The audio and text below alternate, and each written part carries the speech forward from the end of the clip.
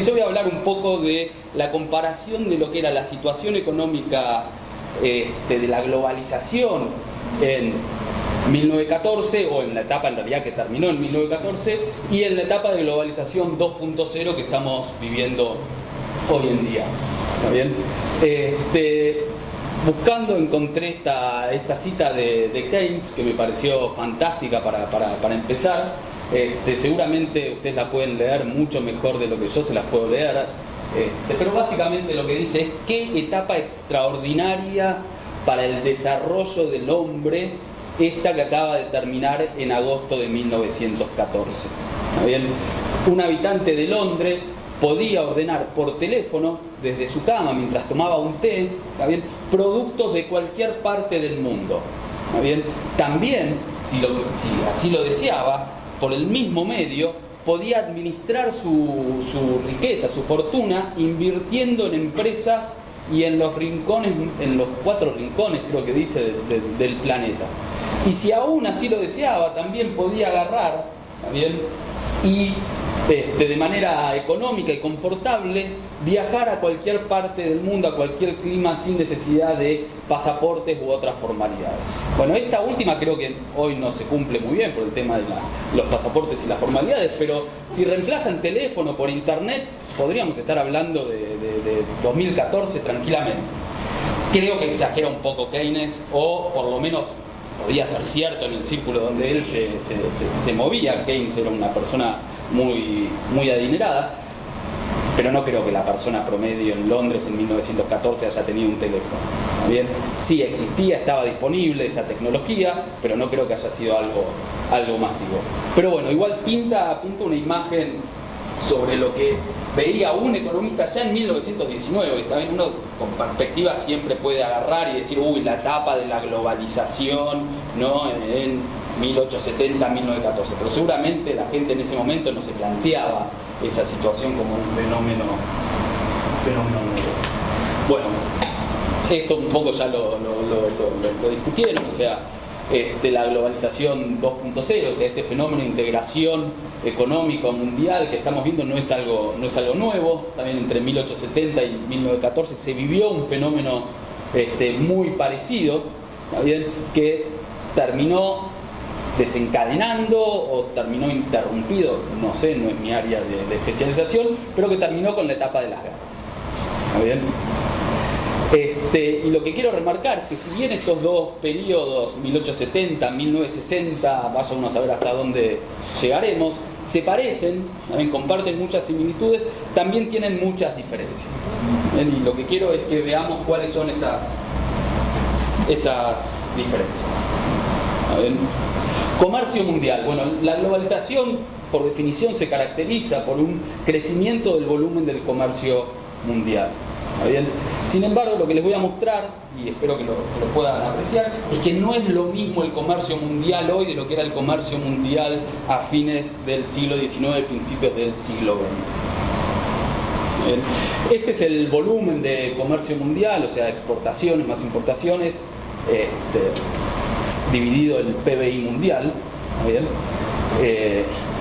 Arrancamos en 1820 con un número cercano al 1%, ¿bien?, alcanza un pico antes de la Primera Guerra Mundial en 9%, ¿bien? O sea, el comercio mundial, el flujo de comercio representaba un 9% del PBI mundial, se estanca con la Primera Guerra, cae con la Segunda Guerra, ¿bien?, y después, ya en 1960, empieza a repuntar. Bien, y estos datos llegan hasta mediados de los 90, no encontré la serie completa, ya estábamos alcanzando una magnitud del 17%, que sin duda siguió creciendo en los últimos años. ¿Está bien? Entonces, sí, hubo una época de mucho comercio mundial en la primera globalización, hoy es el doble. Hay mucho más comercio hoy en día de lo que había antes. ¿Bien? Lo que se comercia no es lo mismo.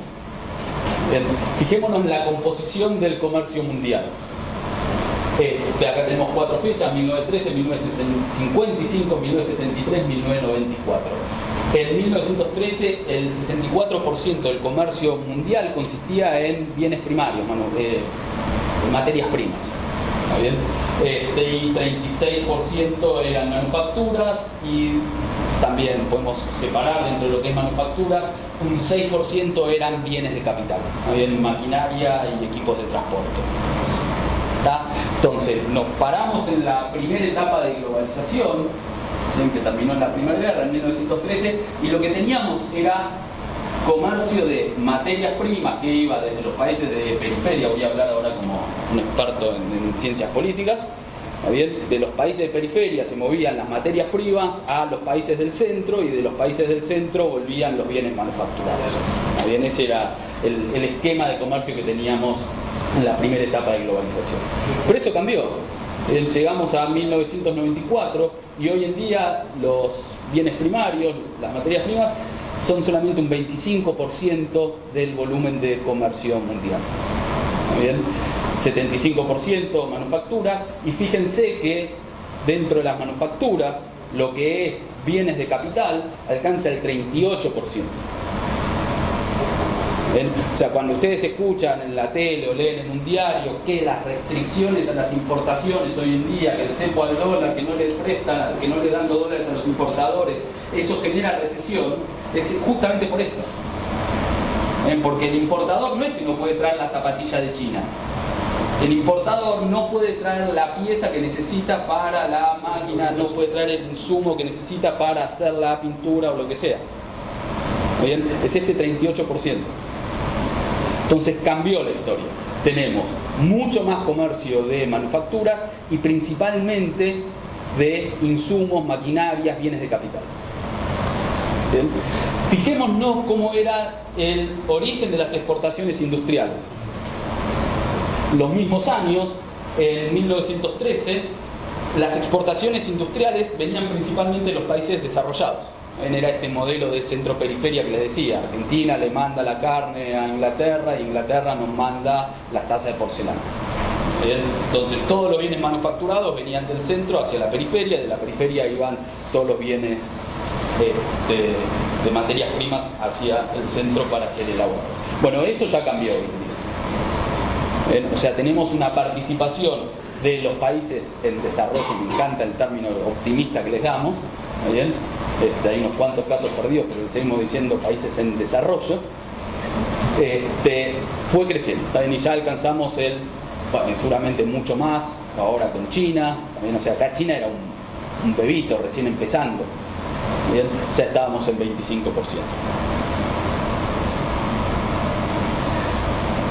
Este es un caso puntual que les quiero mostrar, pero ilustra muy bien el punto que quiero hacer. También esto no es para el mundo, los datos que les venía mostrando ahora era para el mundo, estos son datos para Inglaterra, ¿verdad? O Gran Bretaña. ¿Bien? Entonces, tenemos la composición del comercio inglés en 1910. ¿Bien? Fíjense, las exportaciones eran un 75% bienes manufacturados. Las exportaciones británicas eran 75% bienes manufacturados, 25% eran materias primas. ¿Bien? Sus importaciones, al revés, 25% manufactura, 75% materias primas. De nuevo, este modelo de centro-periferia, centro produce los bienes manufacturados e importa las materias primas de la periferia. ¿Bien? ¿Cómo cambió a 1990? En 1990 las exportaciones son 100% bienes manufacturados, olvídense esa niñita de arriba, ¿está bien? Y las importaciones alcanzan en este momento un 80% también de bienes manufacturados. Ya no es más esto de las importaciones son principalmente materias primas de los países de la periferia. ¿Bien? Fíjense también cómo cambiaron los socios comerciales de Inglaterra. En 1910, 65% del comercio inglés era con el resto del mundo y 35% era con Europa. Era poco comercio con tus vecinos, mucho comercio con los países que están lejos. Ahora ya está 60% del comercio inglés es con Europa, 40% es con el resto del mundo. ¿Bien? Se empezó Inglaterra a comerciar mucho más con sus vecinos. Esto es mucho antes de la Unión Europea también, o sea, tengan en cuenta. O sea, ahora sería bastante más relevante. Y este es el último dato que les quiero mostrar. Este es un poco más difícil de entender. Déjenme decirle que es este Gruber Lloyd Index. Este índice lo que hace es medir sobre el porcentaje, o sea, sobre el comercio, ¿está bien? ¿Qué porcentaje es comercio intraindustrial? ¿Qué es el comercio intraindustrial? Bueno, está el comercio interindustrial, que es cuando vos comerciás bienes de un tipo por bienes de otro tipo. Entonces la Argentina exporta soja e importa juguete de China. Eso es comercio interindustrial. Comercio intraindustrial es Argentina exporta autos a Brasil e importa autos de Brasil. ¿Está bien? Entonces lo que tenemos acá es qué porcentaje del comercio es comercio intraindustrial, o sea, comerciar bienes que se parecen mucho entre sí. También está hecho para 5 dígitos de una clasificación de industrias que usamos los economistas. ¿Bien? Fíjense, la línea de arriba es entre países desarrollados, o lo que se llama high income, o sea, países de alto nivel de ingreso. ¿Bien? O sea, el comercio de países de alto nivel de ingreso con otros países de alto nivel de ingreso alcanza hoy en día más o menos un 50% de comercio intraindustrial. ¿Bien? Fíjense que para los países ya de mediano o bajo ingreso, ese porcentaje, si bien para los países de alto ingreso arrancaba en 20% en 1960, fíjense que para los países de menor ingreso ese porcentaje era casi cero. ¿Bien? O sea, los países de ingreso medio o bajo ingreso seguían en este modelo de centro-periferia en 1960, o sea, exportaban materias primas, básicamente. Ahora, ¿qué pasó? Fíjense que fueron aumentando. ¿Está bien? Para los países también de bajos ingresos fue aumentando la participación del comercio intraindustrial. ¿Bien? Entonces, esto también es importante que lo tengamos en cuenta. Obviamente hasta ahora les mostré unos datos nada más y no les hice la teoría, al revés de lo que hacemos los economistas, pero ahora vamos a ver un poquitito de teoría. ¿Qué es lo que está pasando acá? Bueno, en economía tenemos lo que llamamos la vieja teoría del comercio internacional, y acá hay algún alumno mío, por lo menos veo, que me debe haber sufrido. Tenemos la vieja teoría del comercio internacional.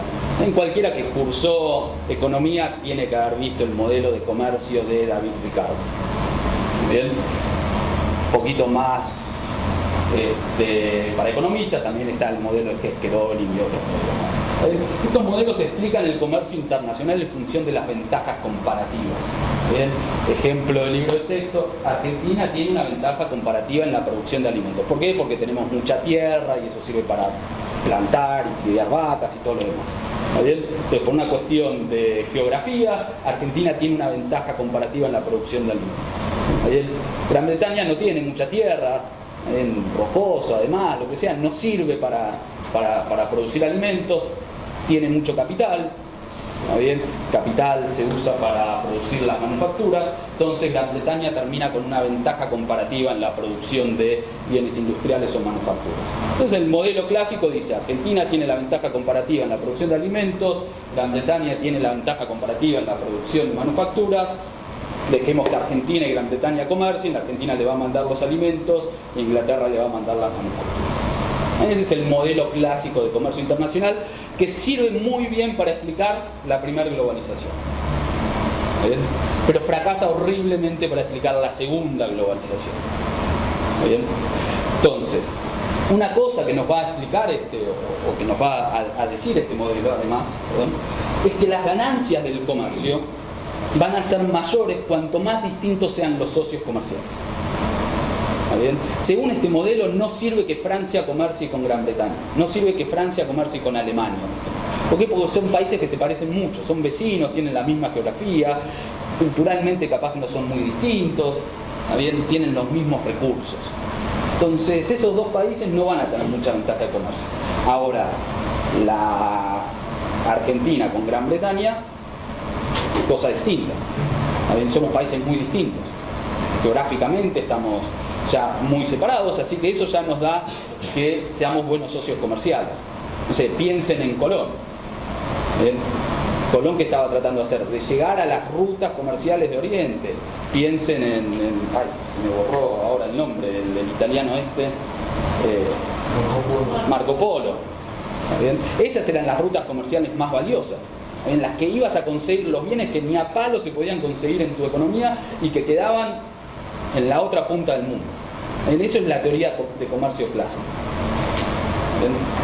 Ahora, lo que está pasando es que esta teoría falla para entender lo que es el fenómeno de globalización 2.0.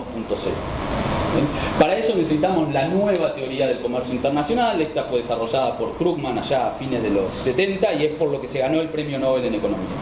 ¿Está bien? Ojo, este Krugman, si bien es el mismo nombre, el mismo apellido y el ADN parece que es el mismo también que el Krugman que escribe hoy en el New York Times, es otro animal completamente distinto. ¿Bien? Son dos seres muy... son Dr. Jekyll and Mr. Hyde, ¿no? Algo así. Bueno, ¿qué es lo que nos dice la nueva teoría del comercio internacional? Bueno, acá lo que importan no son las ventajas comparativas, no importa cuánta tierra tiene Argentina y cuánto capital tiene Gran Bretaña. Acá lo que importa son las economías de escala, los rendimientos crecientes a escala. ¿Qué dice esto? Bueno, tenemos dos países que son idénticos. Bueno, esos dos países en la teoría clásica no comercian. En la nueva teoría del comercio internacional van a comerciar. ¿Bien? ¿Por qué? Porque se pueden especializar y al especializarse pueden aprovechar las economías de escala. ¿Bien? Entonces, tenemos el país A va a fabricar los modelos de auto 1, 2 y 3, ¿bien? Y el país B va a fabricar los modelos 4, 5 y 6. ¿Bien? En vez del país A fabricar los modelos 1, 2, 3, 4, 5 y 6, el país B fabricar los mismos 6 modelos de auto, lo que hacemos es decimos, pará, vos fabricás estos 3, yo fabrico estos otros 3, nos especializamos, aprovechamos las economías de escala y después comerciamos. Esa es la nueva teoría del comercio internacional. Si la pensaban, se ganaban un Nobel. Ya está, ya lo hizo Krugman, pero bueno. ¿Está bien? Entonces, esa especialización, aprovechando las economías de escala, es lo que explica esos cambios en los patrones de comercio. ¿Bien? ¿Qué más podemos decir de esta nueva globalización? Bueno, en la vieja globalización había mucha integración financiera. ¿Bien? Ahora hay mucho más todavía. ¿Bien? Bueno, para empezar no tenemos más el patrón oro, tenemos hoy en día algo como llamar un patrón dólar, pero puede desaparecer en cualquier momento, no va a ser un problema. ¿Bien? Hubo una explosión también de la deuda pública, ¿bien? La aparición de los estados de bienestar llevó a los estados nacionales a financiarse y no alcanzaba con el ahorro doméstico, así que salieron afuera a pedir. Bueno, eso también es parte del fenómeno de globalización en términos financieros. ¿Bien? Resumen, no quiero hacer mucho hincapié en esta parte, los mercados financieros están mucho más integrados hoy en día en lo que estaban en la primera globalización y tengo un par de datos para mostrarles. ¿Bien? En 1870 los activos externos como proporción del PBI mundial eran algo cercano al 7%. ¿Bien? En 1914, antes de la guerra, estaban en 17-18%. Llega la guerra, la crisis del 30, además, todo este indicador de qué tan integrados están los mercados financieros mundiales, bajó a 8,4% del PBI mundial. En 1945, después de la Segunda Guerra, 5%. De ahí en más empezó a recuperarse. En 1980 llegó a alcanzar los mismos niveles que habíamos dejado en 1914. ¿Bien? Y en 1995 ya estábamos en 57%. Bien, hay mucha más integración de mercados financieros.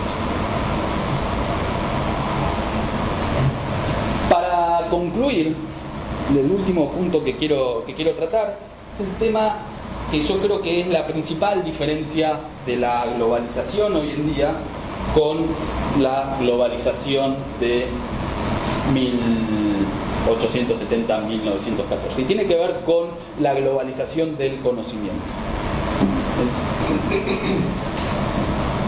Hubo una revolución en las comunicaciones, en la famosa era digital, que permite que básicamente hoy en día la información se transmita sin costo alguno a cualquier parte del mundo. ¿Está bien? Y hay otra cuestión más. En esto es lo primero que vemos todo el mundo. Hoy en día por Twitter te puedes enterar de lo que está pasando. Sí, todo eso afecta. Pero hay algo más. Y está relacionado con la nueva teoría del comercio internacional, que yo les decía que se basaba en las economías de escala. Si hay una industria, ¿está bien?, donde las economías de escala son importantísimas, o sea, por la magnitud que alcanzan, es en las industrias o en la industria del conocimiento. Es donde más economías de escala hay. ¿Está bien?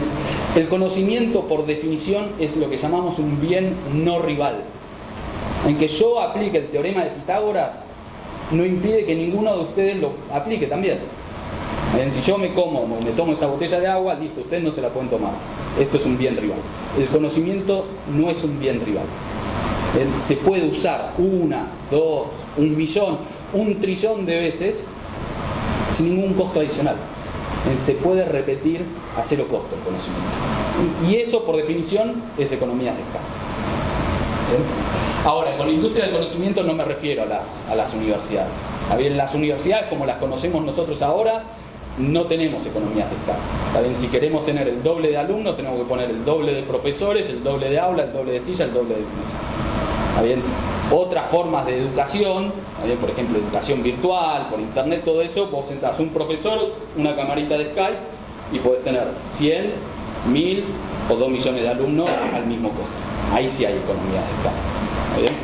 Bueno, rápido porque creo que ya me estoy quedando sin tiempo.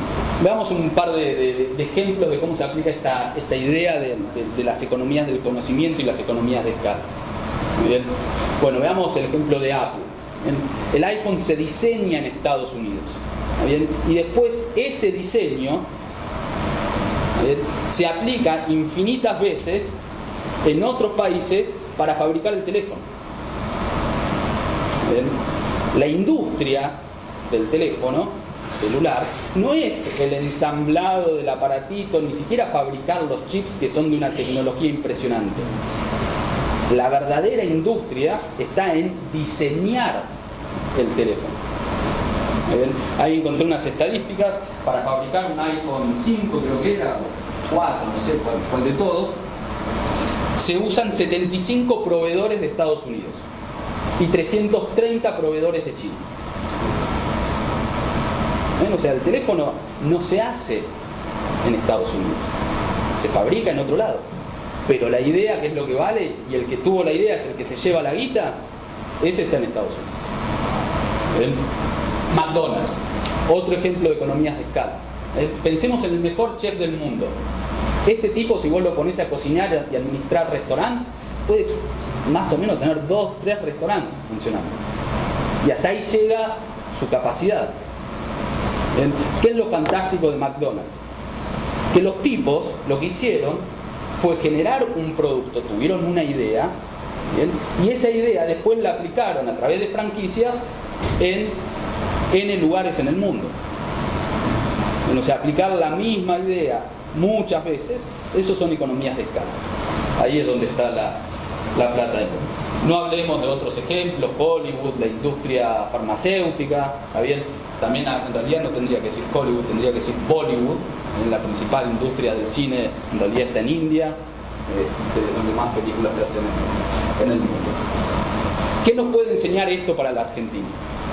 Esta idea de las economías de escala. Bueno, las dotaciones de recursos de la Argentina van a seguir siendo importantes siempre. ¿Está bien? Estamos bendecidos con un montón de recursos naturales y nos van a marcar. ¿Bien? Sin embargo, hay lugar para que se desarrollen otras industrias. No nos tenemos que quedar con la soja y nada más. Pero hay que tener en cuenta que el PBI de la Argentina es menos del 1% del PBI mundial. O sea, somos un porotito.